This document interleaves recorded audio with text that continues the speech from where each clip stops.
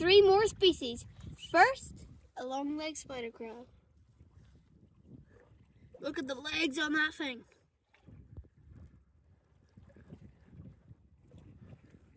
Next, a common goby.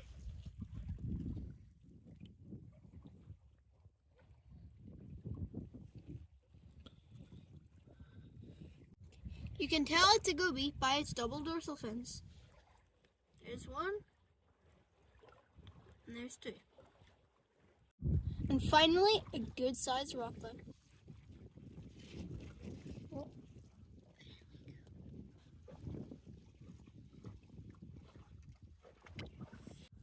This is a 3-bearded rockling. You can see 1, 2, and 3 beards.